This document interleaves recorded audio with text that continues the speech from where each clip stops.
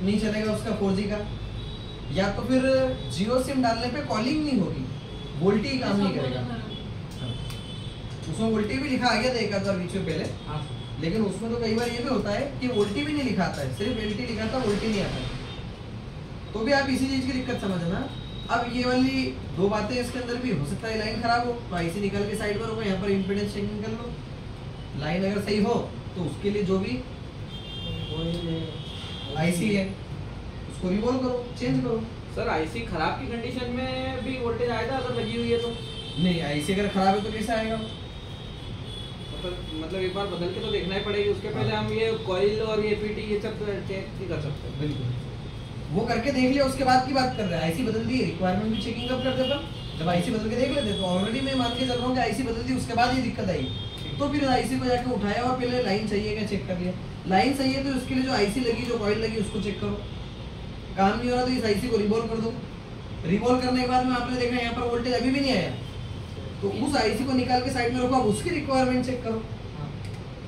हो सकता है मोबाइल फोन आपके पास में एमटी का वाला आ जाए, तो एमटी के वाले मोबाइल फोन में आईसी देखने को नहीं मिलेगी, पावर में रहेगा। तो ये नहीं आ रहा वोल्टेज तो पावर आईसी को रिवॉल्व करो, चेंज करो।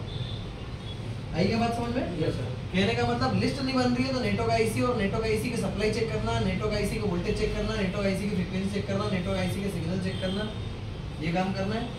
लिस्ट बन रही है, सिर्फ 2G नहीं आ रहा, 4G लगा रहे, 4G आ रहा तो 2G आईसी चेंज करो। नहीं काम हुआ तो 2G आईसी निकाल के साइड में रखो, VPH मिल रहा है कि नहीं, 1 मिल रहा है कि नहीं, क्लॉक डाटा मिल रहा है कि नहीं, ये चेक करो।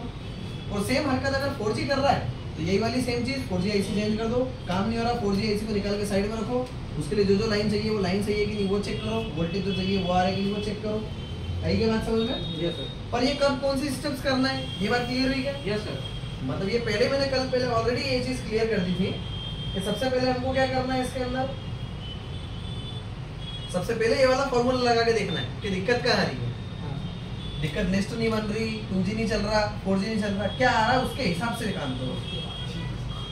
अरे बात समझ में? ये नहीं कि नेटवर्क नहीं आ रहा तो पहले इसकी सारी रिक्वायरमेंट फिर इसकी सारी रिक्वायरमेंट, ऐसे काम नहीं करते।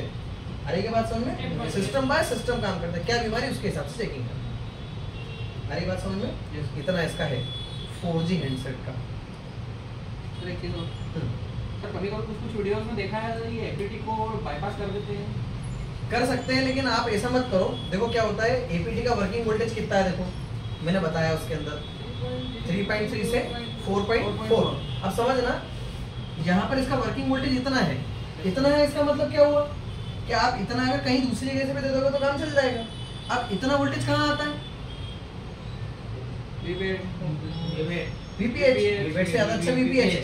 तो आप सीधा इस वाली लाइन को निकाल के अगर आप यहाँ भी मार दोगे, कहाँ पे VPH आ जाएगा, काम चल जाएगा। लेकिन मैंने कई बार ऐसा करने पे ये समस्या देखी है कि थोड़े बहुत दिनों के अंदर, महीने 2-4 महीने के अंदर मोबाइल फोन के अंदर बैटरी ड्रेन होना चालू हो जाती है और बैटरी उतर रही है, कस्टमर लाके अपने को दिखाएगा कि भैया मेरे मोबाइल फोन में ऐसी ऐसी दिक्कत है, आप चेक करोगे उस मोबाइल में लीकेज मिलेगी क्योंकि ये VPH पूरा पी जाएगी, लगातार मिलते रहेगा ना। तो एपीटी वोल्टेज तो कैसा है, जब जरूरत पड़ती है तो जाता है और नहीं जाता है तो बंद हो जाता है। लेकिन जब आप इसको उठा के VPH दे दोगे तो ये आईसी तो काम कर जाएगी, पक्का 100% काम कर जाएगी, लेकिन लगातार चलेगा। आप मोबाइल चालू करो चाहे ना करो, VPH आपका यहाँ पर जाएगा इस पे पूरे टाइम में आते रहो। हरी बात समझ में? तो कर सकते हैं। इसको बाईपास करने के लिए क्या करना,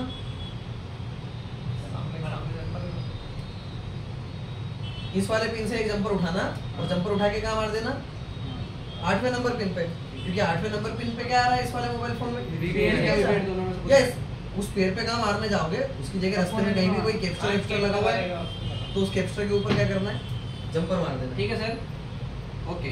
बट ये अगर अच्छा काम नहीं है तो सर एक तरह से हम यूज भी तो कर सकते हैं इसको कि जब अगर एपीटी की प्रॉब्लम आई, हमें उसे इसकी रिक्वायरमेंट चेक कर एपीटी तक बात आ गई तो हम एक बार ये कर ट्रायल मार के देखते हैं, टेस्ट के लिए चेक कर सकते हैं ना सर। ट्रायल का डायरेक्ट लगा के भी दे देते हैं, कई बार मोबाइल फोन आता है तो नहीं देते हैं सर, मैंने 2 महीने बाद में आएगा, 2 महीने बाद में नई चीज के लिए नया कमाएंगे, ऐसा भी सोच के करते हैं। क्योंकि तब आके ये नहीं बोलेगा भैया नेटवर्क की दिक्कत है, तब आके बोलेगा भैया मेरे मोबाइल फोन में यार देखो एक और दिक्कत आ गई यार, ये क्या दिक्कत है, यूं नहीं ब्लेम नहीं करेगा। लेकिन सही नहीं है तरीका, इसलिए एपीटी ऐसे चेंज करना चाहिए मुझे सर। कहा कि तुमने उस दिन बोला था, उसके बाद से बैटरी उतरना चालू हो गई। वो 2-4-6 महीने बाद में आएगा, ऐसा है। हाँ तो कुछ नहीं होता उसमें। सर एक थोड़ी सी चीज सर जो आउट ऑफ टॉपिक, आपने उस दिन वो जनरल प्रॉब्लम बताई थी कुछ मॉडल्स की, और उसमें एपीटी की बात हुई थी अपनी, एपीटी की वजह से वो एडमिट के कोई सा बोर्ड में दिक्कत आ जाती है स्टक होने की शायद। हाँ 9 पावर के अंदर 9 पावर 2 कैप्चर लगे, उन कैप्चर को तोड़ देते तो मोबाइल फोन चालू हो जाता है। सर आपने एक चीज कही थी उसमें कि उनको तोड़ दो तो चालू हो जाता है, मतलब वो लीक हो जाते हैं। हाँ तो सर वो थोड़े दिन बाद दिक्कत क्यों आती? आपने ऐसे भी बोला था।